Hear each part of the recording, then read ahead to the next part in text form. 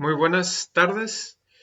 Hoy vamos a ver la segunda sección del tema introductorio sobre la definición del lenguaje y ahora vamos a revisar el texto, el primer capítulo del libro del lenguaje de Edward Sapir. Y bueno, un primer planteamiento que nos ofrece este autor es si el lenguaje, la facultad del lenguaje, es un instinto o es algo que aprendemos en una cultura en particular.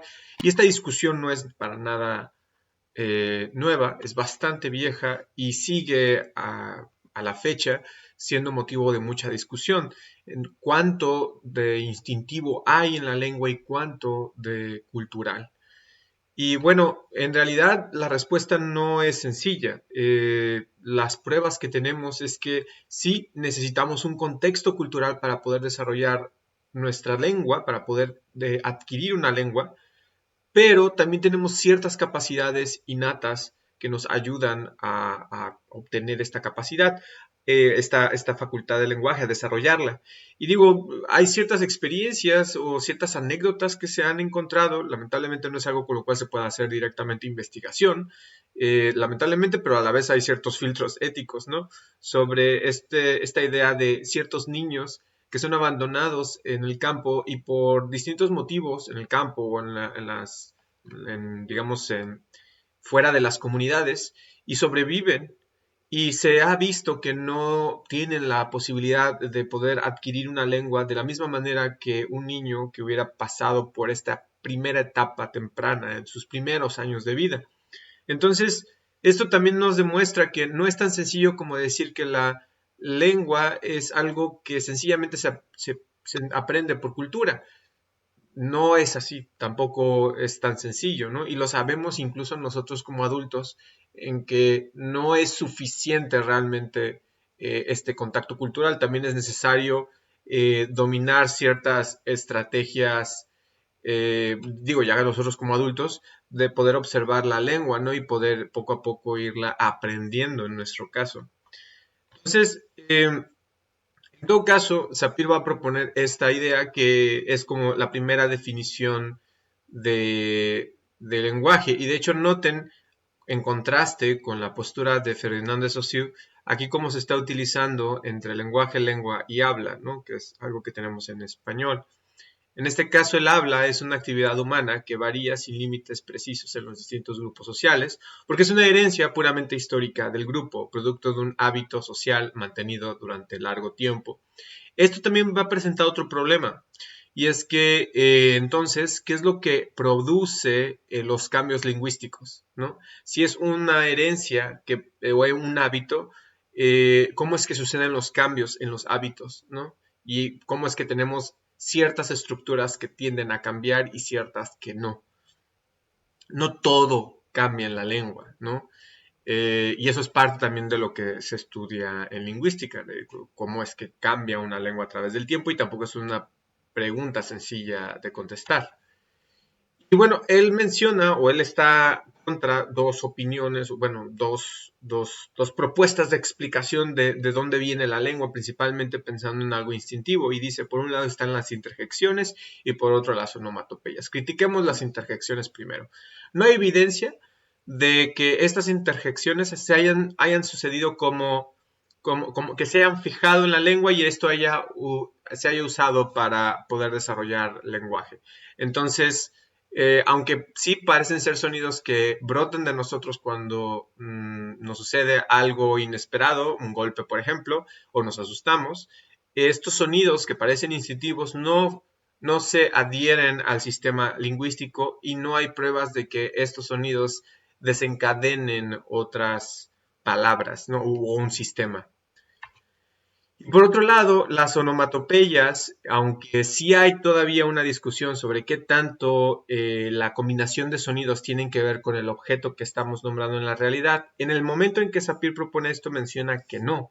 Ya en otro momento les había comentado que en este caso todavía hay discusión y de hecho parte del planteamiento que se va a hacer como actividad va a ser el poder discutir si tiene sentido descartar completamente las onomatopeyas como parte de como uno de los bloques fundamentales de cómo funciona el lenguaje, o tal vez no sea tan pertinente y si hay cierto ahí elementos que considerar, ¿no? Hay ciertos sonidos que tratan de representar los objetos. Eh, y digo, el ejemplo que él menciona es que cada sistema lingüístico va a adoptar ciertos sonidos de aquel objeto que está tratando de imitar. Entonces, por ejemplo, en los maullidos, ¿no? Distintas lenguas van a pronunciar cómo hace un gato o distintas maneras en que hace una rana croak, ¿no? Que en el caso en español utilizaríamos eso tal vez, o pues tenemos aquí del húngaro, el japonés, quero, ¿no? Entonces, dependiendo del sistema lingüístico que tenemos, en este caso el sistema fonológico, son los elementos que se adoptan de aquel sonido que queremos reproducir, que queremos copiar. De nuevo, aquí el problema es que tal vez hay muchos más sonidos, muchos más objetos que estamos tratando de copiar con nuestra lengua y tal vez no son estos casos accidentales, ¿no?, que menciona Sapir en su libro. Y ahora el tema con esto es, por ejemplo, que de manera pertinente como argumento, menciona Sapir que, bueno, y entonces, ¿cómo cada cultura representa una tempestad, ¿no? O cómo cada cultura representa de manera sonora un granjero. Y entonces con esto también está tratando de apelar a que si bien podría haber cierta relación, como en el caso de las onomatopeyas, hay necesidad de construir ciertos símbolos que definitivamente pareciera que el sonido que se está utilizando para comunicar la idea no tiene nada que ver. Entonces, ¿cómo es que en la palabra granjero, en esa palabra está algo que nos remita a ese objeto que estamos nombrando? Entonces dice, bueno, entonces parece ser que no hay ahí algo que encontrar. Pero de nuevo, les comento y les agregué el video del doctor Bodo Winter en donde propone que sí hay cierta relación, ¿no? Que las investigaciones recientes parece ser que no de manera contundente, en efecto, pero descartarlo completamente las onomatopeyas tampoco es buena idea. Y bueno, sobre esto también menciono, digo, como ejemplo, hay una cita que menciona ahí el autor que dice: no existe una prueba tangible, ni histórica, ni de ninguna otra especie que demuestre que el conjunto de los elementos del habla y de los procedimientos lingüísticos ha surgido de las interjecciones. Pero es un poco más difícil de sostener esto con las onomatopeyas. Un ejemplo así fácil que pueden encontrar rápido en internet es que existe cierto simbolismo sonoro con la combinación gla en inglés y aquellas palabras que nombra: glisten, gleam, glint, glare, glam, glimmer, glaze, glass, glitz. Como que esa combinación parece remitir a una propiedad de estos objetos. De nuevo, esto parece ser que hay algo ahí en esos sonidos que está tratando de captar. La definición del lenguaje que él va a utilizar en este caso es un método exclusivamente humano y no instintivo de comunicar ideas, emociones y deseos por medio de un sistema de símbolos producidos de manera deliberada. Y bueno, aquí el acento está, y lo va a mencionar en otros puntos de su lectura, en que este método, este instrumento funciona para algo, tiene un objetivo que es comunicar. Así pues, si estos y otros órganos, y habla del aparato fonador como vehículos para utilizar un lenguaje, se emplean constantemente en el habla, es solo porque cualquier órgano, desde el momento en que existe y en la medida en que puede ser gobernado por la voluntad, es susceptible de una utilización para finalidades secundarias. Y esto también menciona este autor porque le trata de restar peso al hecho de que el aparato fonador, la manera en que tenemos el aparato fonador no es, parece ser que no está pensado, por así decirlo, o está orientado a usarlo para hablar. Y lo trata de hacer una reducción, yo creo, casi al absurdo, diciendo que prácticamente cualquier otra parte del cuerpo la podremos utilizar para cualquier otra cosa. O sea, que decir que existe una finalidad natural con las partes de nuestro cuerpo, con nuestra anatomía, y que esa es la única utilidad que tienen, sería ser ciegos a que el ser humano encuentra siempre utilidades secundarias. Entonces, adjudicar el habla como el propósito por el cual tenemos cuerdas vocales, por ejemplo, no es tan del todo pertinente. Y esto sí es cierto, o sea, podemos utilizar distintos mecanismos de nuestro cuerpo para poder comunicar, no solamente el habla, pero también lo que llegué a mencionar en otro momento era, sí tenemos ventajas para utilizar nuestro aparato fonador en comparación con, por ejemplo, otros primates. Entonces, aunque puede ser que sea una ventaja evolutiva, digamos, como tener piernas un poco más largas, nosotros tenemos un aparato fonador distinto que nos permite utilizar este método de comunicación. Eh, sí, en ese sentido, Sapir hace énfasis en que eso tampoco significa que sea el objetivo primario de este sistema, de este aparato fonador. Y eso sí es cierto, ¿no? O sea, no podemos decir categóricamente que es la única función. Bueno, el tracto vocal humano es único en el mundo animal. En los mamíferos, la posición de la laringe en el cuello sigue uno de los patrones básicos. El primero es una posición alta, lo que permite al animal tragar alimentos o líquidos y respirar a la vez. Y esto es una de las cosas que compartí. Y el segundo patrón, ahí se me fue un do, sitúa la laringe más baja, lo que existe el cierre temporal del paso del aire durante la deglución. De lo contrario, tanto los sólidos como los líquidos pueden bloquearla y causar asfixia. Entonces, esto es una característica que de hecho no proviene del texto de Sapir. Esto lo coloco como contraste de este comentario que hice en la sesión sobre que tenemos cierta ventaja evolutiva para utilizar para hablar, ¿no? En comparación con otros primates. Y también sobre esto, y esto es muy interesante, esto sí tiene, todavía es bastante vigente, no se puede adjudicar directamente una área muy concreta para el habla. Lo que sí se puede adjudicar son zonas que manipulan o que están relacionadas con la compleja actividad muscular que tenemos cuando hablamos, además de la parte sonora que también está involucrada. Entonces, poder decir que existe una área del cerebro en donde están las palabras guardadas, por así decirlo, que es también lo que sostiene Sapir, es un tanto difícil. Sin embargo, tampoco es tan sencillo. Sí existe o sea, cada vez sabemos más sobre áreas del cerebro, cada vez sabemos más que hay áreas especializadas para funciones no necesariamente motrices, sino eh, relacionadas con la comunicación, ¿no? Por ejemplo, si se afecta, por ejemplo, el área de Wernicke, ahí podemos tener cierto tipo de afasias y puede ser que no puedan pronunciar, por ejemplo, los nominales, ¿no? Una categoría muy concreta de lingüística, ¿no? Entonces, hay cierto efecto en la forma en que usamos la lengua a ese nivel de operaciones de significado, no tanto, por ejemplo, motoras, ¿no? O que tengan que ver con utilizar nuestro aparato fonador. Entonces esto también hay que ponerlo con mucho cuidado y compararlo con la investigación reciente que se ha hecho, que esto en sí mismo, les adelanto, es toda una área de la lingüística, tanto la neurolingüística, y no estoy hablando de programación neurolingüística, estoy hablando de neurología, que precisamente busca estas áreas del cerebro, y psicolingüística, que es también otra área, que en su momento, al final de este curso, tendremos oportunidad de saber un poco más para los interesados, ¿no?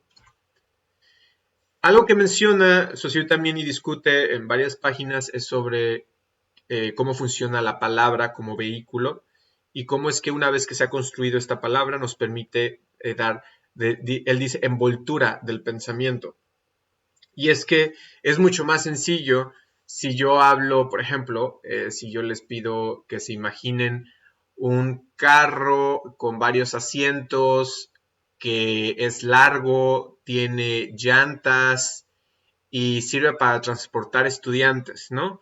Entonces, en vez de utilizar toda esta cadena, yo puedo utilizar camión, ¿no? Tal vez, o autobús, o una palabra en concreto, una palabra comunidad para representar esta idea, este pensamiento. Entonces, esto lo pongo como ejemplo de decir también que, por un lado, tenemos la capacidad de poder nombrar ciertas parcelas de la realidad con una sola unidad, una palabra, y además también tenemos la capacidad de abstraer. Entonces, por ejemplo, yo podría ver muchos gatos en mi vida y tener una idea de lo que significa la palabra gato. Y cuando alguien me dice, oye, estoy buscando un gato, y eso lo llegamos a ver también en otra sesión, estoy buscando un gato, no es que se venga un gato en particular a la mente, se viene la abstracción. Podemos sintetizar a partir de la cantidad infinita de experiencias que podamos tener, bueno, de la gran cantidad de experiencias que podamos tener con los gatos, podemos sintetizar para poder comprender qué es lo que se nos está solicitando, ¿no? De la misma manera de decir, es que no tengo casa, ¿no? Ah, no tienes algo como esto, ¿no? ¿Qué quiere decir cuando digo una frase de ese tipo? Entonces, esa otra cualidad es muy importante y la va a destacar Sapir, el hecho de nuestra capacidad de abstraer de distintas experiencias únicas, poder abstraer un concepto. Bueno, aquí va a tocar este tema y esto va a ser algo repetitivo en el curso, y es que Sapir finalmente forma parte de la no nada o muy poco sonada tal vez, no, bastante sonada, la hipótesis de Sapir-Whorf, que lo que dice es esto de que la relación entre pensamiento y lenguaje es bastante estrecha, y dice la manera en que está configurada mi lengua me está hablando sobre la forma en que va a estar configurado mi pensamiento y el efecto que tiene, ¿no? La versión más fuerte de esta hipótesis dice que incluso afecta mi aparato sensorial. Dejo de ver colores si no tengo nombres para los colores, o se me va a hacer muy difícil verlos, ¿no?